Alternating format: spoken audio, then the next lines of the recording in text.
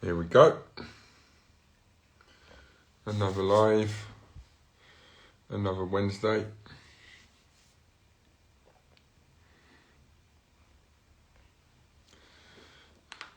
Hopefully it all works out tonight. Sometimes we get a glitch, but anyway. So it's another live.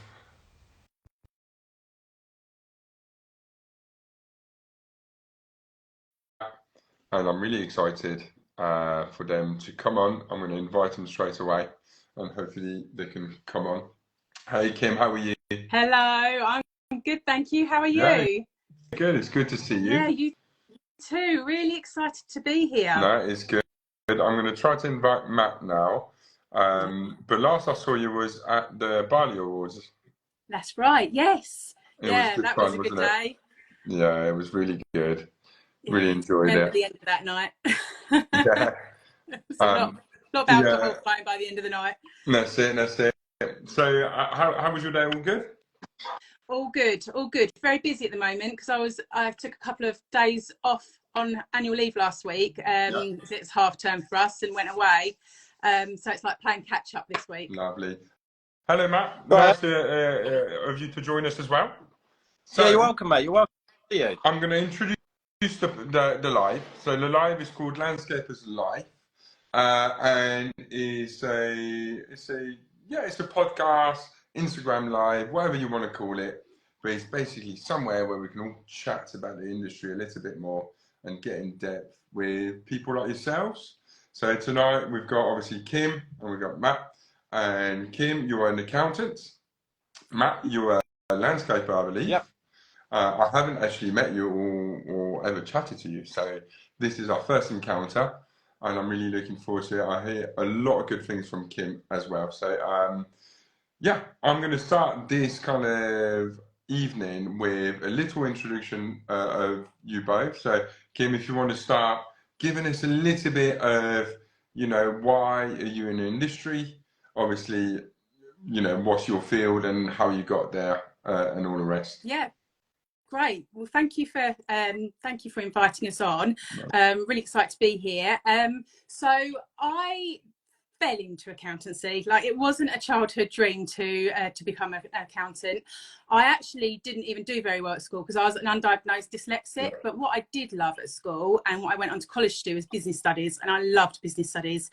And after I finished my college course, I went to a recruitment agent like a lot of people do and managed to get a job in accountancy.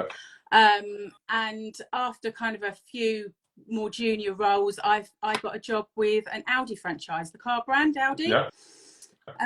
Worked for them for 9 years, and I then had my children, or I had my first child, but at that point I knew that I didn't want to go back to working for somebody else. I wanted to start my own business. So after going back to work after my first child, I started my business, started to get the ball rolling, because it takes a lot of work to kind of start up a business, as I'm sure you both know, as you've been there before.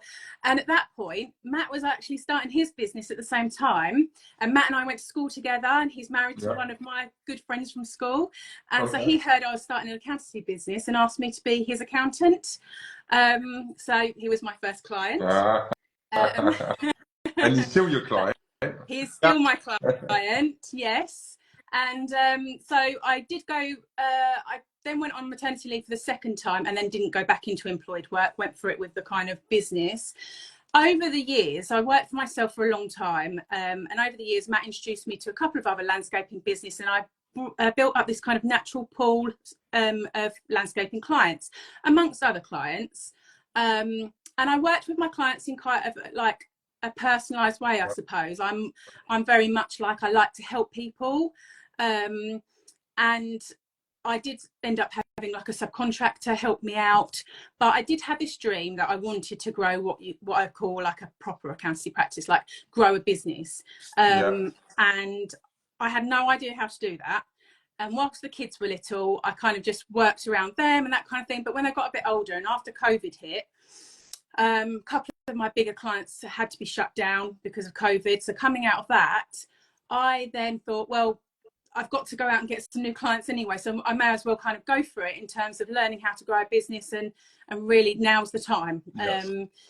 So as I didn't know how to grow a business, I had to then go and learn how to grow a business. So I actually took out a course. There was somebody out there that had put a course out, and I did this course, and they talked a lot about niching. Now, I hadn't really come across that term before, but what I did, like when I was looking at my client base, I had this pool of clients that was, you know, could be a niche. And actually looking at this pool of clients, they were all great people. So not only do I have already kind of a small niche in my client base accidentally, really, but they're all great people to work with. So I decided to kind of go down that route of actively marketing to the landscaping industry, and over time got more and more clients, and our client base is probably about 60 to 70% landscaping industry clients, like a mix of designers, landscapers, etc. But I know it's a generalization, but they're all great people. Like I love working with the people in the industry, and when we go to events and having the contacts. So yeah, it's been brilliant.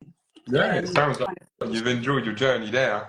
So why do you think you're kind of found this niche? Obviously, Matt kind of, you know, being the first customer and being, you know, a landscaper and stuff like that. But why do you think that niche is what you went for in some ways? Or was it just really just natural, like you're saying, it's kind of happened? Yeah, I think it was just the natural, with Matt being my first client, and being in the landscaping industry, and then introducing me to a couple of people that he knew, and then randomly I got a couple of landscaping businesses that were completely unrelated from around this area, around where I live. And so when I was learning about how to grow a business, and they were talking about the marketing side of things, and then niching, because they're saying about marketing, if you're talking to everybody, you're talking to nobody, and it's all about kind of having a particular audience that you talk to. So that's when I was looking at my client base and thinking, actually, this is a really good industry to try and kind of speak to. And it's also an industry where, I know I'm kind of talking in general terms and not everybody is the same, but a lot of people in the industry aren't numbers people. So that really also, it means that we can really help them. Like, I love to help people, and bringing on my staff and, you know, growing the business and getting the values embedded. So we've talked a lot about kind of values. I'm doing one-to-one coaching with Nick Ruddle now, who's a coach to the industry. So we've kind of put our values together. So my staff are working in the way I would be. Well, you know, that's the idea anyway, that you put your values in place, so they're doing what you expect you would do yourself. And that really is that kind of professional, it's a professional service with a personal approach, and that's kind of our tagline. Nice. Go that extra mile to help people out when they need it. And I think that goes a long way. It's a bit, you know, for us landscapers, we try to go the extra mile to make the project better and to stand out and to look after our clients, right? So thank you for that, Kim. Matt, so I feel bad, but I didn't follow you on Instagram before today. You followed us today, I know. I'm not very good. So I had a little nose, as you do, and you like moving trees about. I do. That's my first kind of like, wow, you like moving, and not just trees about, big trees. We're talking the big types. So that was quite exciting to see through your page and stuff like that. So you're obviously a landscaper, and do you specialise in plants, or do you have that kind of niche as well? Yes. Horticulture. My background was that I started my career at Rittle. So I went to Rittle. I did a BTEC ND, and in my gap year, I got into commercial hort. I worked for a big commercial company, and it was not for me. It nearly put me off horticulture. I gave up with it. I didn't have the passion for, you know, frankly, picking up dog poo and cigarette butts in commercial parks. That is not why I would. So you were doing some maintenance. Yeah, I was doing maintenance. And luckily for me, I landed a job. I live very, very close to Hyde Hall. And I landed a job there under a guy called Matthew Wilson, who many of you probably know who he is, a good designer. And he took me on a temporary contract, and I stayed at Hyde Hall as a garden supervisor for 9 years in the end. So I was responsible for big chunks of the botanic garden, to high level horticulture. And when we say, you know, high level horticulture, we're talking as good as it can be. Yeah. And we learned a lot of plant skills. And I love plant sales, you know, industry, because I like plants. I like the outdoors. I like wildlife. You know, that's what I'm passionate about. I love fishing. Main love in life is fishing and nature and that sort of stuff. And I ended up here. And after 9 years of being at Whitehall, I kind of ran out of progression. I couldn't see a way forward in that career. Still there now. We go back and we subcontract back to the RHS. We cut all their hedges for them every year, which is a lovely contract for us to have. And yeah, you can't go anywhere. So I'm like, well, 28 years old. What do? Throw my hat in the ring. I'm going to start my own business. And you know, I've listened to the broadcast you did with Mark Gregory. Yeah. Interesting. Great. That was really interesting. I really enjoyed that one. And some of the points he touches on in there, I'm sitting there thinking, I'm shaking my head. I'm like, yep, that happened to me. Yep, that happened to me. And we ended up, you know, falling into it. I wanted to showcase a high level of horticulture to people, and bring plants out to the market. And again, a very generic term.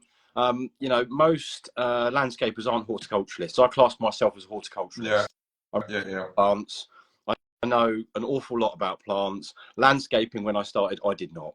I knew how to lay slabs. I could do basic landscaping, but it's all self-taught and self-learning. And that's one of the things that Kim touched on, and it's a common theme that a lot of us find, is that our industry is really great for sharing information, and people are very, very supportive, very, very helpful.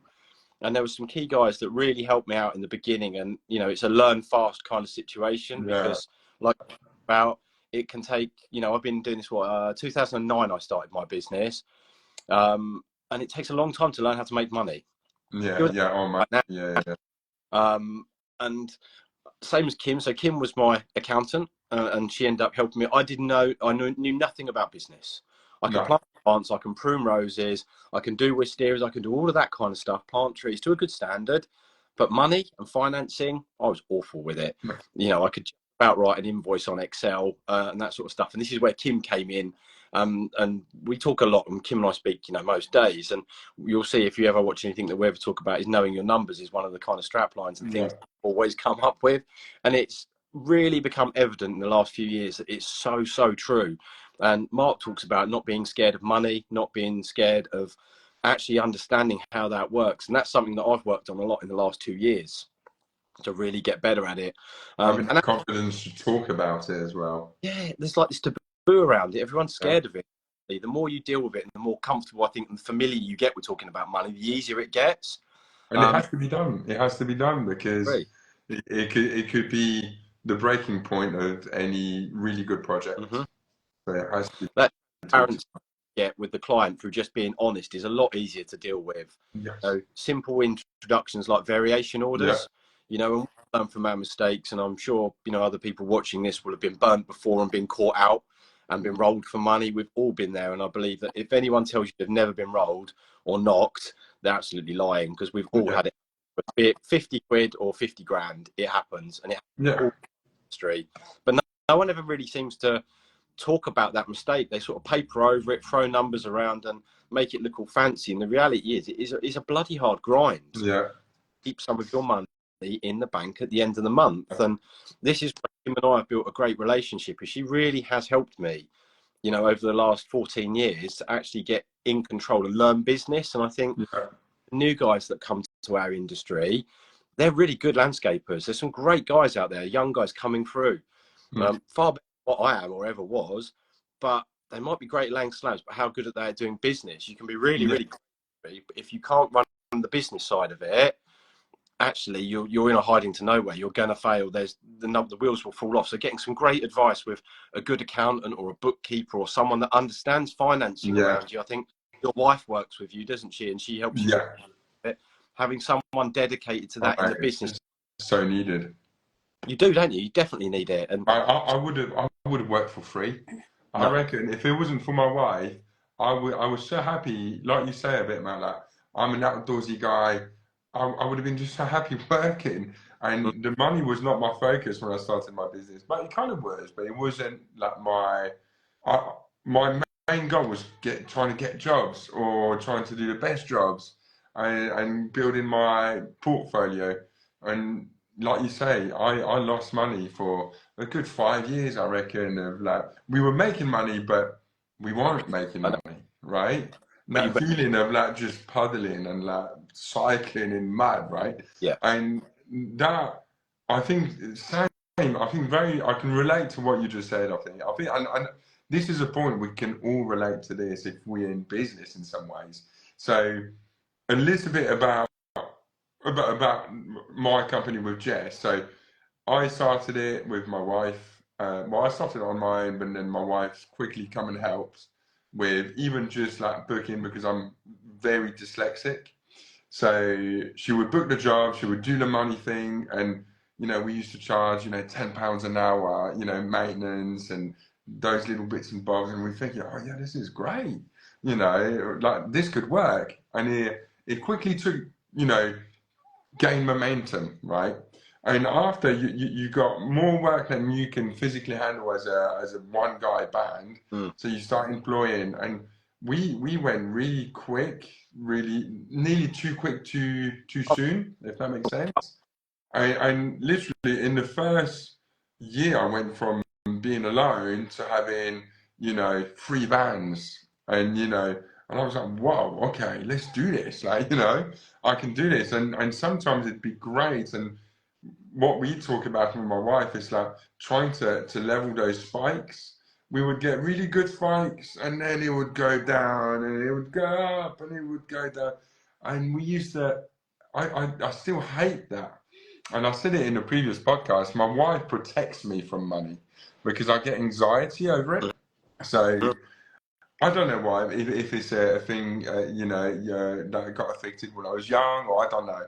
But she knows I get stressed out if money is on the down low. If I know, like it's in my mind, I can't get it out, and I can't focus. So she carries a lot on her shoulders.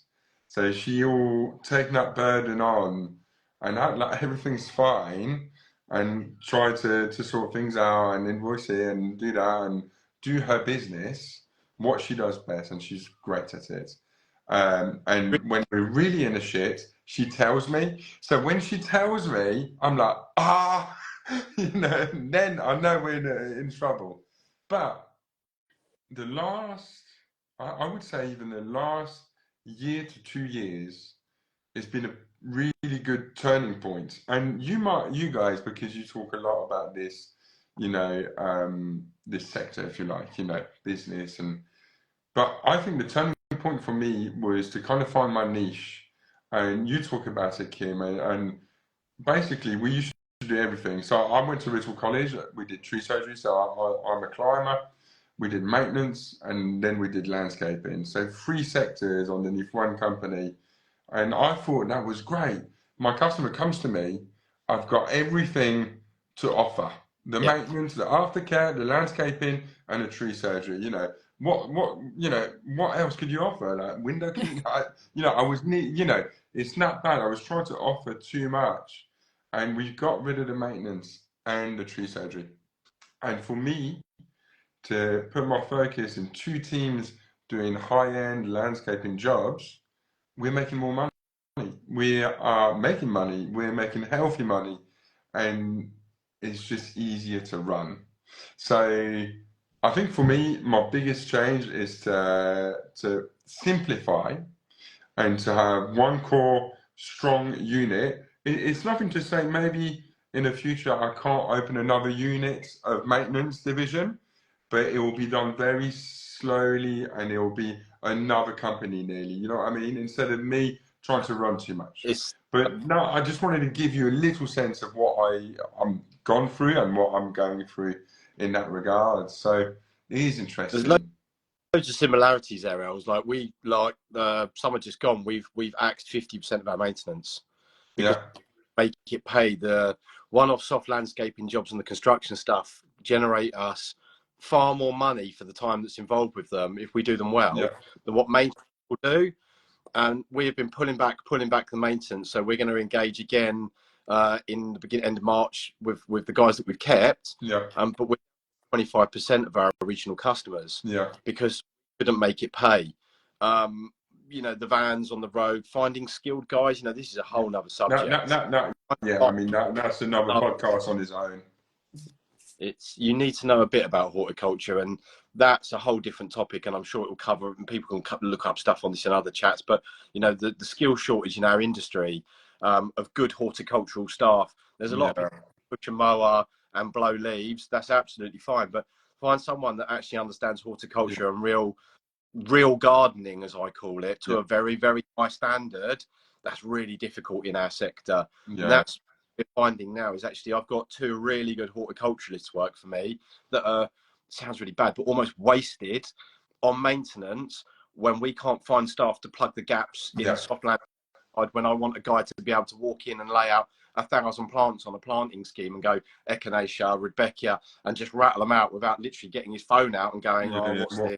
One's what, Man. So we're changing that to more through staffing problems than actually anything else. And like I want to go back to that, and I'm sure we will. And it's exactly the same comment as you just made. I can't make it pay at the moment. We've got other focus to focus on and settle down, and then we'll cherry pick the right clientele to go back and build up. You know, we have guys where money is no object to them, and they want the best garden. They want a Chelsea garden. That quality, that absolute quality, but that regular attendance every week. That's not a once a month visit or once every 2 weeks. That's every week on it all the time.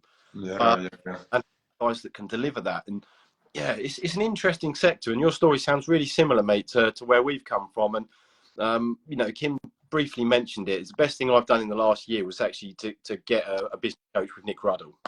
So how was that? Because I've had him on my podcast. And I've met Nick Ruddle a couple of times, and I like the guy. He's he's interesting. He's obviously very, very good at his job. And the one thing he keeps on telling me is, Els, we need to get you off the tools. And I'm like, I like being on the tools. You know what I mean? I like it. You know, it's my passion. But I see his point. He's very smart. And, you know, when I hurt my hand with the grinder and I was off the tools for a couple of weeks, you know, I was doing more paperwork. I was doing more of my business, and I booked in jobs, you know, quicker. And so that is definitely something to bear in mind.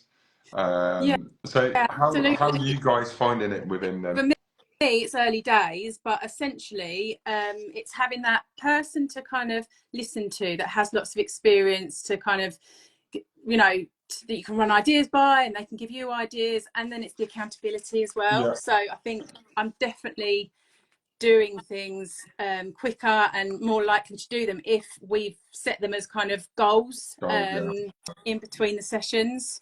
Matt, how are you finding it? Because you've been doing it a lot longer than me. Yeah, we've been with Nick, about 10 months. You know, and again, I'm sure anyone can relate to this. Running a business, it's a bloody lonely place sometimes.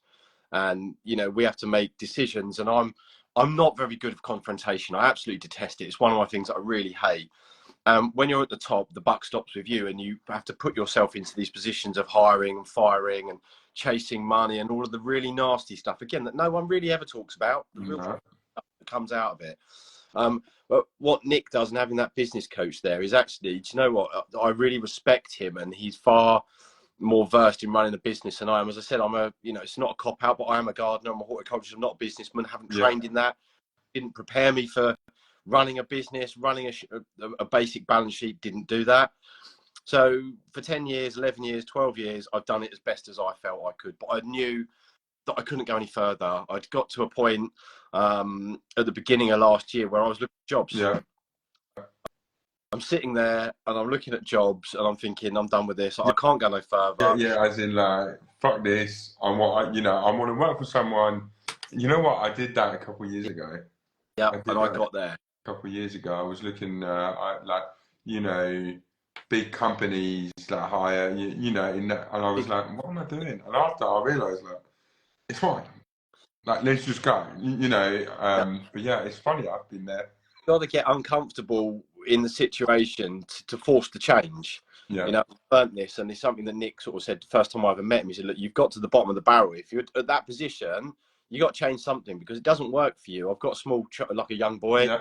you know, I actively want to be involved in his life. I don't want to be a working dad that never sees my child because I'm working every day of the week, you know, and there were little elements and flashes coming up where my temper or my stress was starting to bleed into my home life. Yeah. Best thing I did, and this is, I would urge anybody to actually take a serious look at this, is do a time study of how you put your week down. And I tell you what, I never even realised the hours that I did until Nick said, look, really simple, first month, just keep a timesheet every day, what you did. And do you know what? It's eye-opening. When you look back at the time and how you put your time down with the task you're doing, you suddenly look and you think, oh my God, like, where's the time for me? Where's the time for my family? Where's my depression time? And it eats into you. And do you know what? I cannot, and I understand as a startup or a young business, it's really hard to generate the money to spend on someone coming into your business, because I sat and looked at it and went, right, I run my business lean. Same as you look at your numbers, you're like, right, I earn that. I know how much all my insurances are, what my PA stuff is. You know, or should do, as the business owner, Kim will advocate this, that you should know your numbers and you should know how much it costs you to open your doors every month. So, right, I can't make any savings here. Like, I'm as lean as I can get it. And he's like, I'll get you value. And you're like, okay, well, how are you going to bring that value to my business? You're an external person. You don't really know my business, and I'm as tight as I can get it. So I'd love to see how you're going to do this. Not about that at all. And it took me a little while to figure this out. It actually holds you accountable. And he has, what you've just said, he's made me step away from the tools, because I was out nearly every single day, working with through, leading from the front, leading by example, cold face, like, follow me guys, you know. And actually, you know, it's a difficult position, and we are in a difficult position at the moment, and we're still not through it.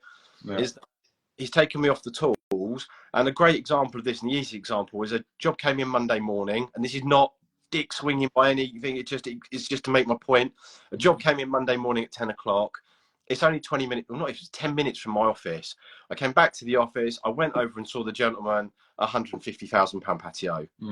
From that phone call coming in and me having the ability in my week to go, I will be there with you this afternoon. Would that have ever happened if I'd have continued to run the business on being calls every day? I don't think it would have done, because I'd have been like, oh man, I've got this job on, I'm behind in this, it's raining again, I'm back. So I've got too much to crack on with, blah, blah, blah.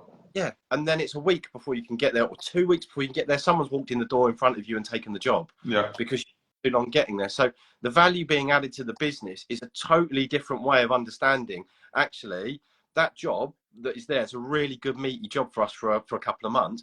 Would that even exist in my company if I hadn't changed the way I was working through the way I've been instructed to do it and changing my mindset? It probably wouldn't. And that's the difference of shift in mind that Nick starts to make when he actually says, well, actually think about this differently. Where is your value in the company? Is your value out there pruning roses and, you know, doing that kind of stuff? Yeah, there's a value to that, and it's a, you know, revenue coming in. But actually, as the business owner and the guy that's responsible for running 10 to 14 other guys, my value is actually getting the work to keep them guys working, and that work to the company. And that mindset's really hard to process, man. Like, I think as a professional, it's hard to let go sometimes. It's really hard. I think it's at that point when you are stepping away and you've got guys underneath you, it's really important at that point to know, like, have a really clear picture of what your finances are. And Els, we had a chat on the phone earlier, didn't we? And you said to me about, like, accounting being boring, and it has that stigma attached to it. It really does. It really does. And I think I look at it in two kind of different ways. So first of all, you need, as a business owner, you need the financial foundations of your business. You need a solid foundation, and that basically is your bookkeeping. So whoever's going to do that, and you're very lucky because you've got your wife to support you. So whether you hire in a bookkeeper or you have a family member to do that for you, you need a solid financial foundation. Because, and I know, you know, business owners aren't particularly interested in that part of it, but once that part is done, then the interesting part comes in, because then you can start looking at those numbers and understanding what those numbers are telling you. What is the story that they're telling you, you know? And I then think once you start that study in numbers is so important, isn't it? And it's, you know, what are those numbers telling you? And then you can start setting goals and benchmarking and seeing if you're increasing in different areas and all that kind of stuff. So I think that this for me is the exciting part. The bookkeeping is the necessity, Yeah. and the exciting part comes when you can start looking at those numbers, and you can then start, you know, creating goals to do even better. And that's where also, if you're going to start kind of taking on staff or niching in different areas, creating departments, all these different things, you need to make sure, especially like your departments, you're going to potentially bring back maintenance. That needs to make a profit in its own right. It can't be held up by your landscaping business. So again, you need to know your numbers, because you need to know each element of your business is profitable and making a profit in its own right. Exactly that. And I think, you know, sometimes a bit like Matt was saying, you're so locked in your business that, or in your work, you don't take the time to look into those numbers. And that's what bites, because you don't know where you're not making money. But as soon as you find out, you're like, oh, okay. So you studied your numbers and you're like, the maintenance makes good money in the summer and is bad in the winter. So, you know, and the landscaping is good all year long if the jobs are sweet and there are no hiccups. But what we, you know, by studying those numbers, you just realise that the landscaping money is going towards that maintenance, you know, to subsidise for the lack of funds coming in. And, you know, it's a bit for us, it's like, you know, we keep on checking the price of materials all the time. So I call my building merchant, and Jess enters it in, so we got, I don't know how, because she does it, but she's got like a little software, little machine, and she enters the price of a ton bag of sand or whatever, and like that, when she quotes, it does it automatically. And it's so important to, you know, have monthly reviews on our basic, you know, cost of, you know, as silly as diesel, because I mean, you know, you got 4 or 5 vans on the road, and the price of diesel goes up. But you know, that's something to encounter for. It's not just like, oh shit, you know, the price is going up. It's like, okay, so if that's going up, that might affect this, and you know, so it's really, and I think, like you say, people don't actually know their numbers, or the majority of people don't, and I think that's why we need, you know, those conversations like we're having now to kind of educate. And this kind of brings me on to a question. Obviously, we've chatted, and you guys are doing something great. Like I love it. I watch your videos a lot, Kim, and I show my wife. I'm like, Jess, do you do this? And I show her the video. You know, I put it in her face. I'm like, do we do this? You know, it's really informative, and I really value that. I think that's great.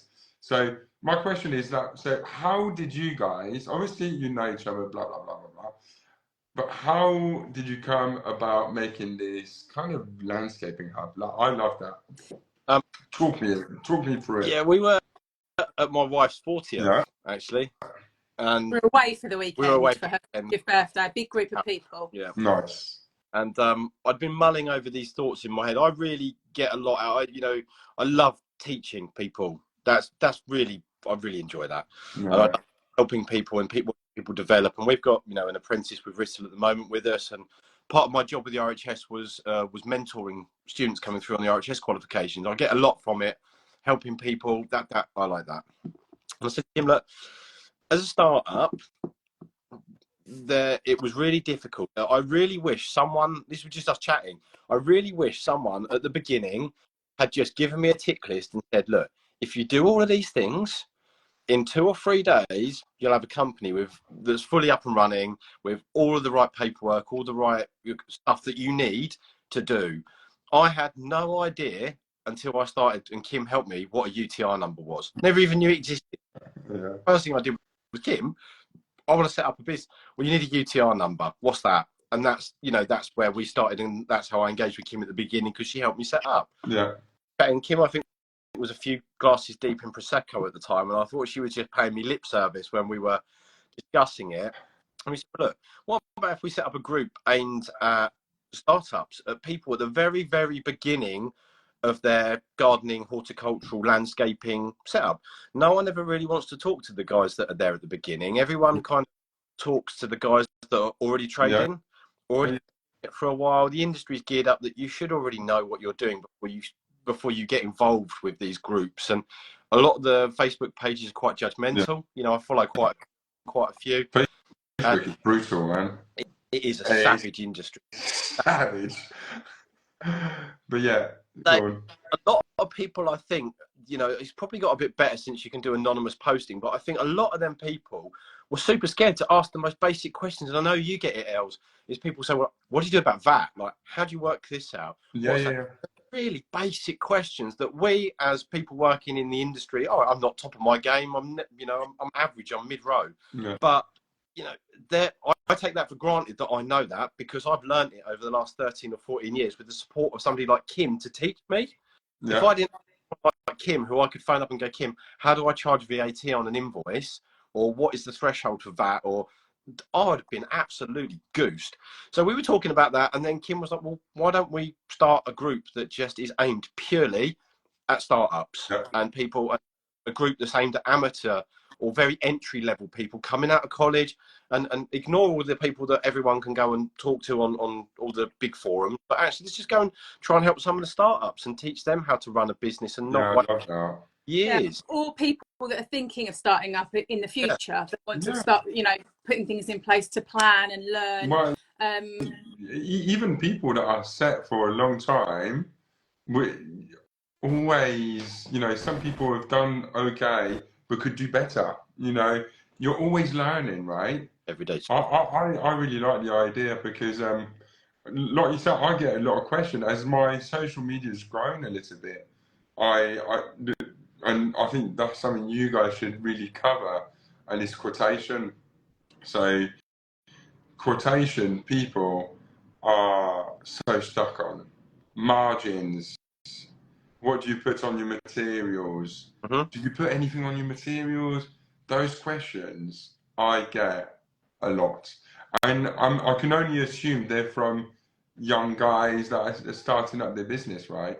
So, and I love, mate, the reason why I do social media malarkey like this is because I love, a bit like yourself, Matt and Kim, I love helping people. I love teaching. I love, you know, I love the industry. So when someone reaches out, and you know, it could be just someone with just a new beginning, someone that worked for someone and wants to start their own, you know, COVID landscaping company, and I'll take the time. I give them my number because I'm dyslexic, so writing, and I have a chat with them and just give them my, you know, the things I've done wrong, the things I've done right.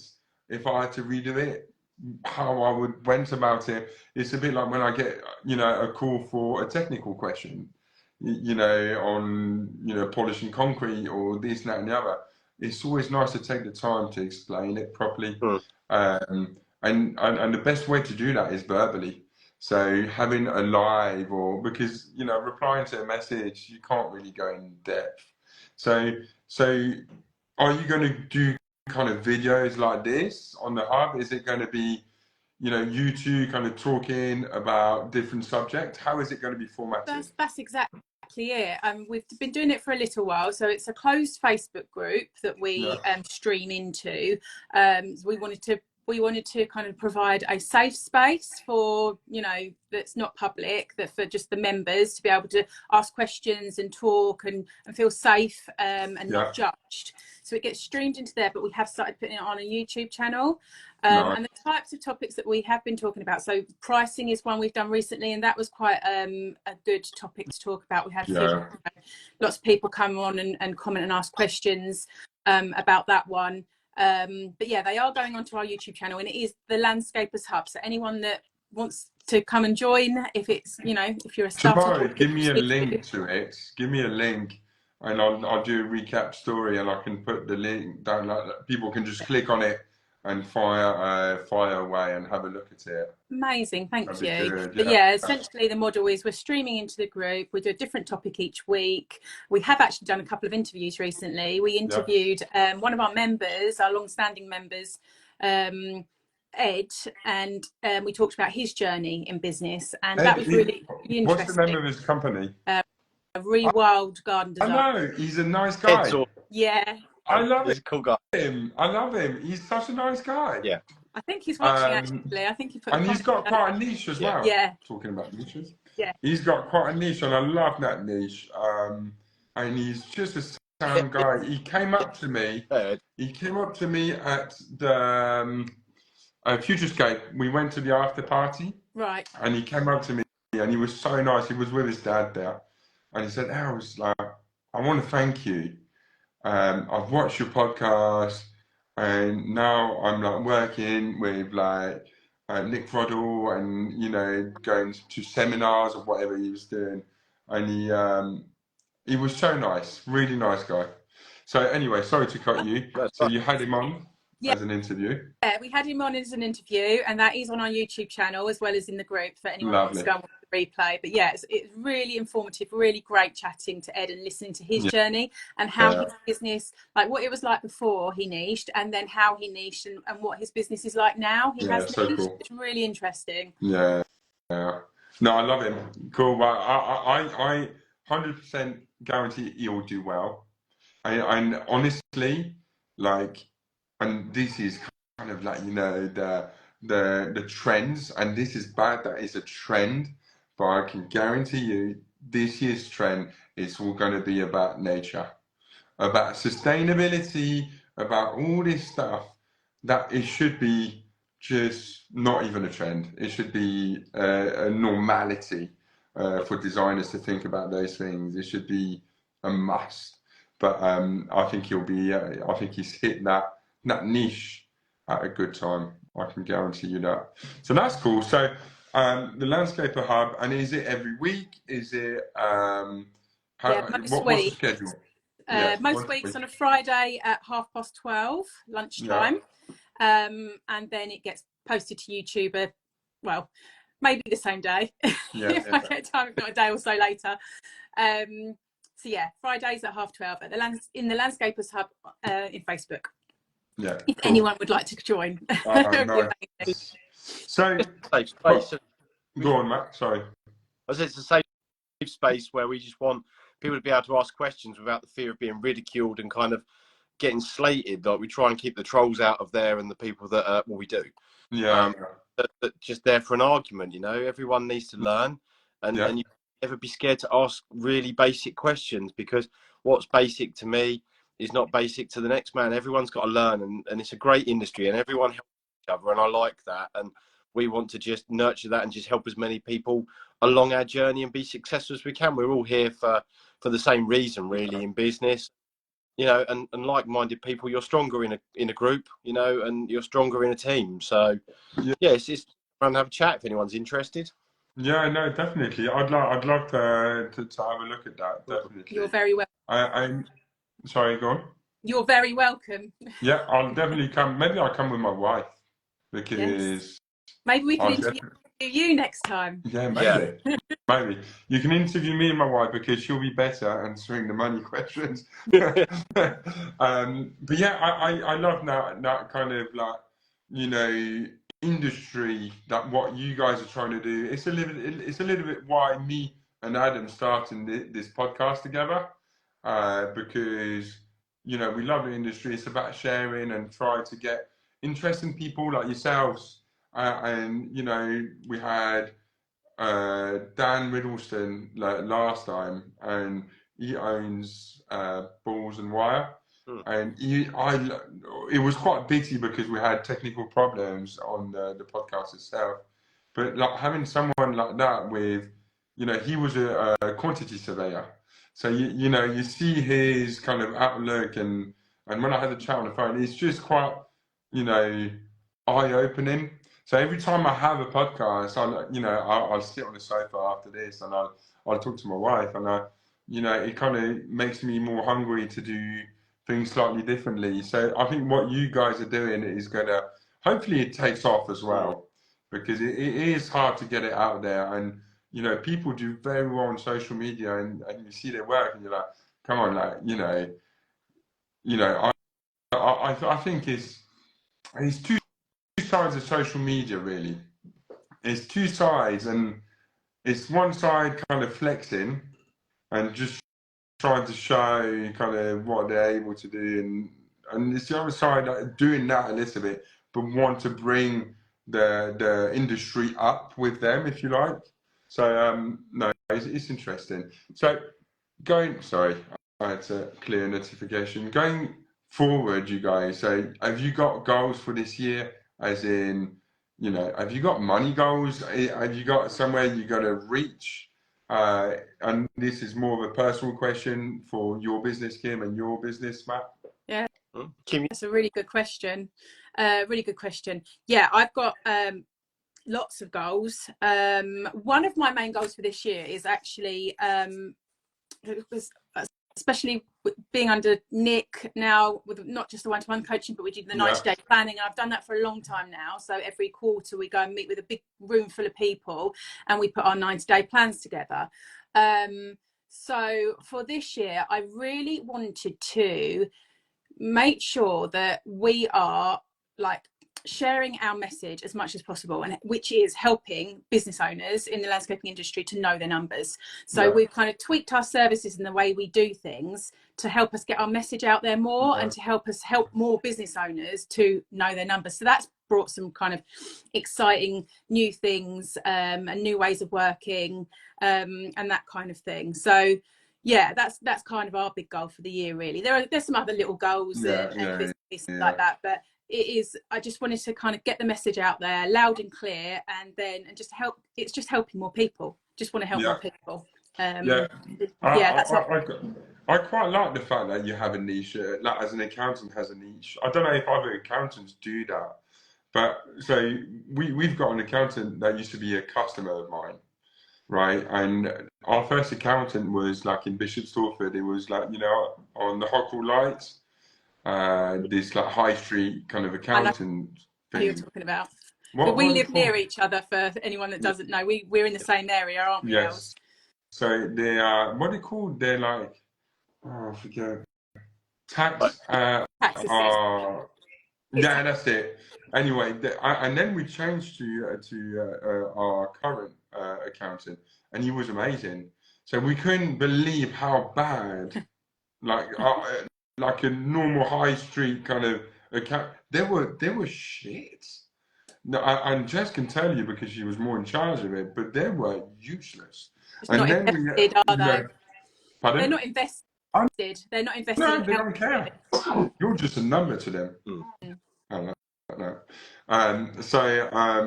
Anyway, and then our accountant has been, helping us, and he's been great. We were able to get our house that we have because our accountant, managed to do some, miracle on our accounts, and and having those people that you can turn to. So we're looking to buy a new house at the moment, and having that accountant that you can turn to and say, we want to move house. How is our accounts looking? Are we looking all right? We need to make sure, because what my wife explained, like in 4 or 5 weeks is the end of financial year or something, and we're like, we've got a mortgage in principle, but if we wait 5 weeks, we got all that profit, we'll get a better rate. And it's so important to have the ability for a landscaper to cook him, but I want to invest in this digger. Is it the right move now to do it? If I do it, will that help with my tax? And all those things. So yeah, I don't know where I was going with it. But this is exactly right, though, because we did this yesterday, didn't we? Me and Matt had a meeting yesterday because it's Matt's coming up to his year end as well.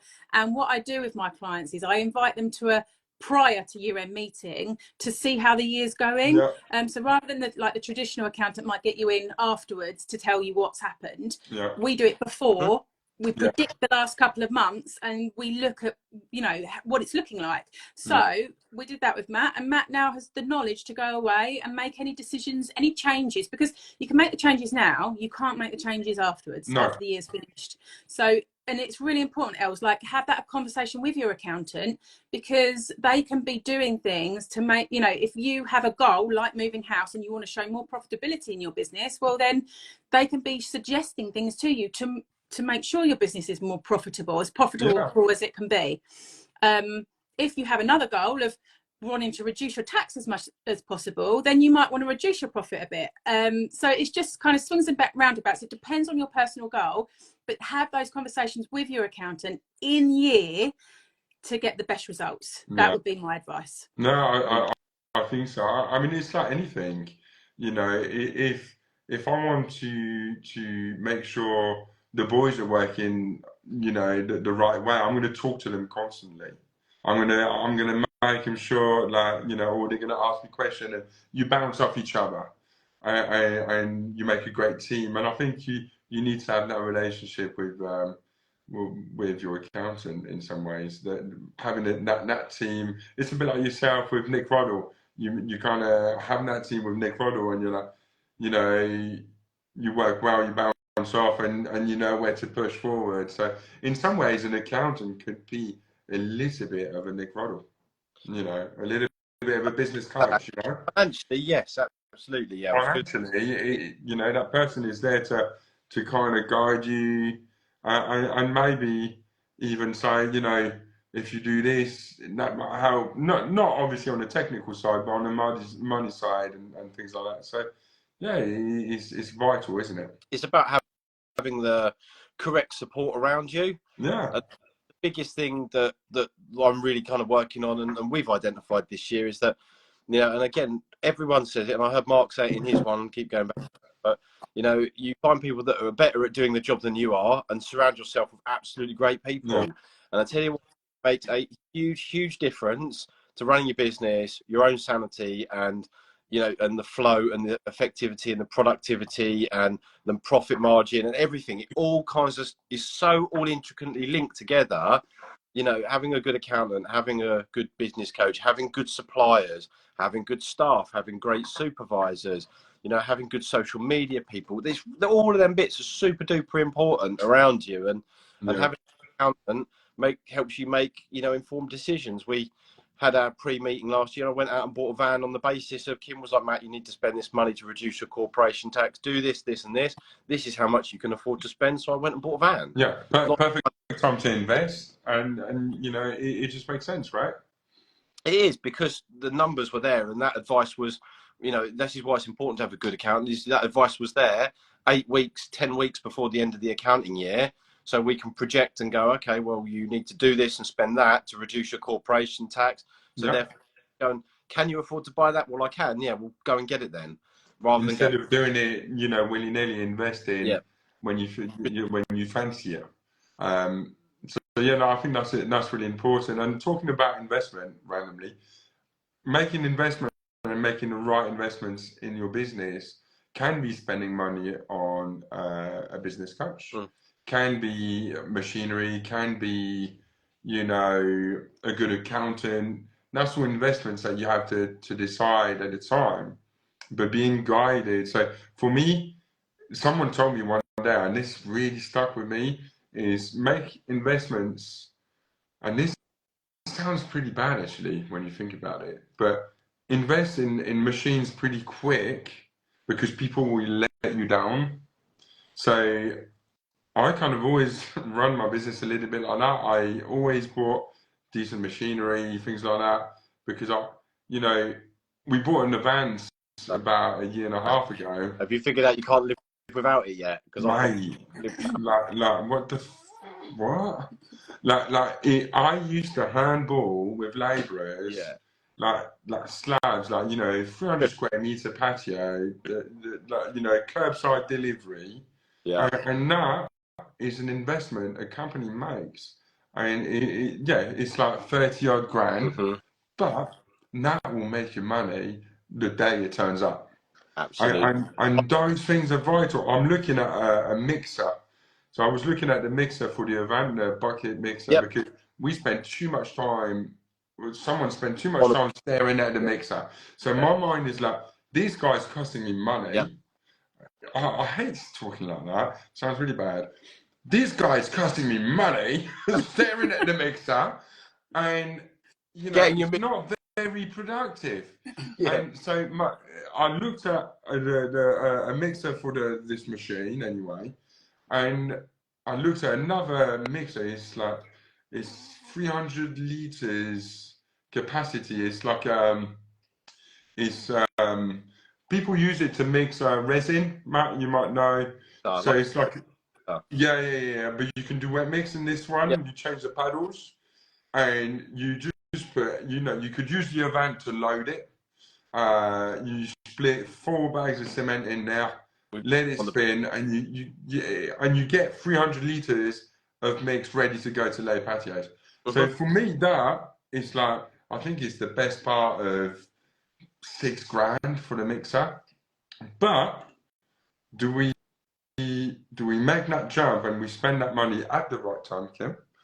And that is costing me less labour. You know what I mean? So I think those decisions as business owners are so vital to not mess up and think carefully. Like, actually, spending money could make you money. Absolutely. And I got similar advice to you, Els, actually. And it's a different industry, but I was advised to invest in the software, invest in the systems and the processes, and then you hire people to come in to follow the processes and, you know, run the systems. So yeah, it's kind of similar, different industry. And I think that's totally right. Because labourers will come up in the morning, half cut, and honestly, I mean, that mixer, on their phones. Oh my God! Like, you know, I bought machines even when we did maintenance. Bought you know, the bitty goads to suck leaves out. I bought, you know, everything to make the job easy. Like that, we spend less time. We're more efficient. The customer gets more for their money. You know, all that kind of cycle. And yeah, I just think it is a must. So the one investment I haven't made, but we have considered it many times, is a business coach. So it's funny, I'll bring it up again. We have talked about it, and the reason why I haven't made that plunge, it's not so much the cost, is I don't know. I just haven't made the plunge. I think when I looked at the cost of a business coach, I thought, oh, okay, I could have maybe a bigger digger. You know what I mean? That's how I work in my brain. I'm very like, you know, maybe I'm obsessed with machines. Who knows? As a first step, Els, you could do the 90-day planning. That's how I got into it for the first couple of years. Maybe I should do something like that. Near you. It's at Downhall. I know it's at Downhall. Every time I see it, I'm like, I should just do that. Yeah. Because I see it on Instagram and I'm like, fucking it, it's down the road from me. Yeah. So I really know. See you there next time. Can you send me the link for how does it work? Oh, I'll ask Nick Roddles. Money I'll get Nick. Never money wasted, is it? Like, that's like investing in yourself. You know, I'm really guilty of this years. Hang on. So when you're really, really busy and you're working your business every day, you learn stuff, but you learn how to do a craft. So you learn how to lay bricks quicker, you learn how to lay blocks, you learn how to use your tape better, all of that stuff. You don't develop yourself. You develop a skill set, but you don't develop yourself as a business owner. It's a different set of skills. So you stop going on training courses. Some people do, but a lot of people don't. So they just learn as they go. So you stop investing money in yourself as a person. Who is the biggest constant in your business? Who's going to be there from day one to day end, from sunrise to sunset? It's not any of your staff. It's you as the owner.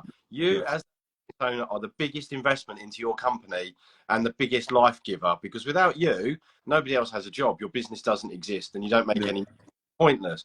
So to invest money as a business into a business coach that then invests their time and effort into you to make you better at running a business, when the penny starts to drop, and it took me a while to get it, but actually money invested in you, what I've learned with Nick in the last 9 months, 10 months, that's with me for life. I'll never, ever lose this set of skills. So let's say in 2 years, I decide to sell my business, cash out and go off to do something completely different because I've had enough.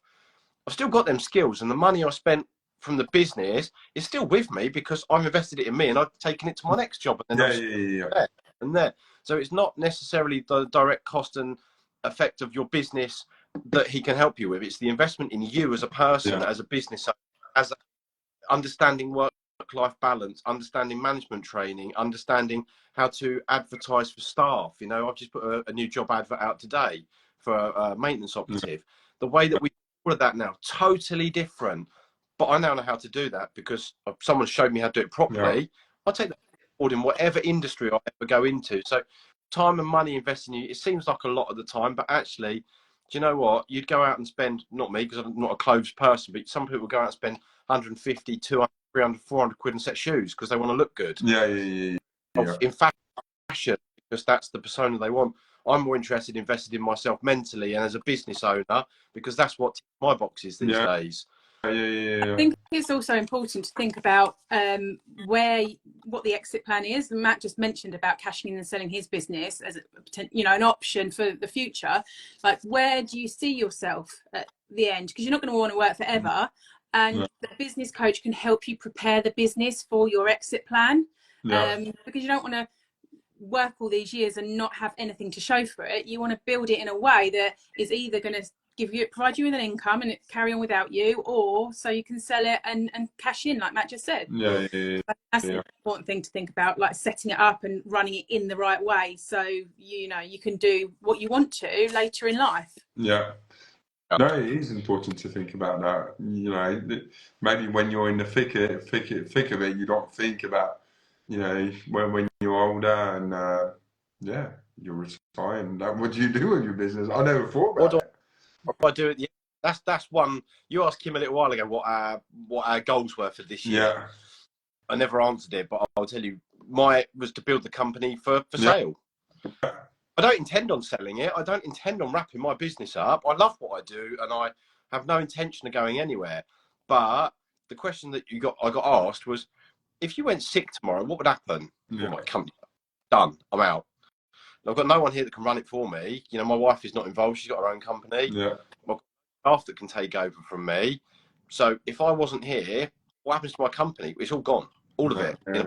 I've done for 14 years. It's just gone in smoke could be 24 hours. It's funny because we got rid of all our maintenance rounds. And I know we could have sold that kind of portion out, but because I just didn't want to.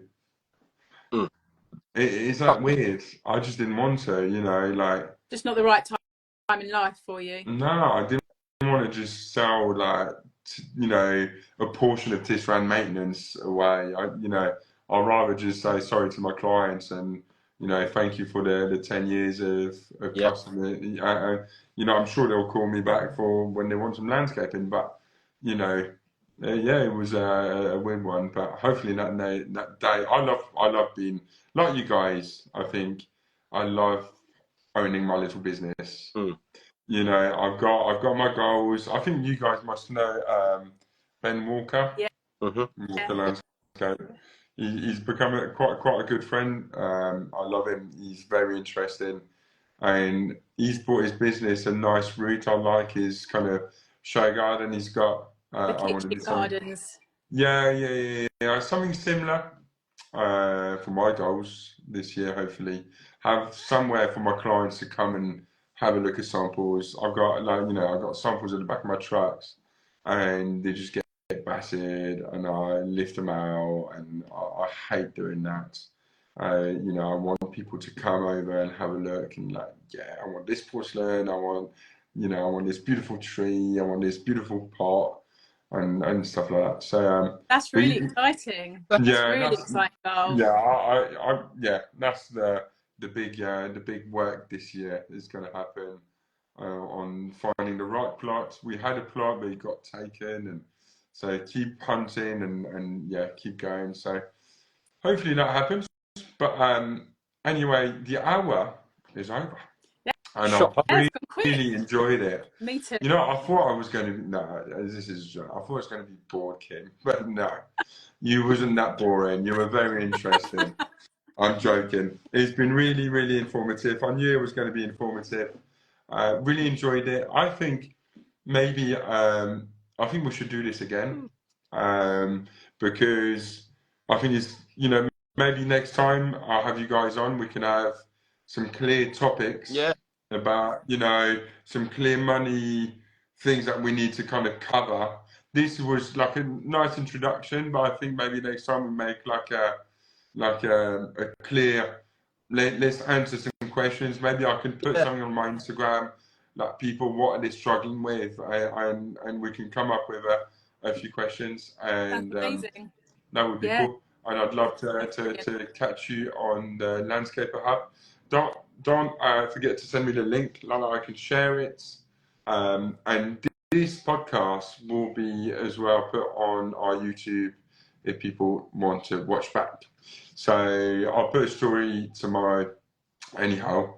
So yeah, thank you for your time, guys. Have a great week, and I look forward to seeing you soon. No doubt. Cheers. Cheers, Els. Bye bye. Bye.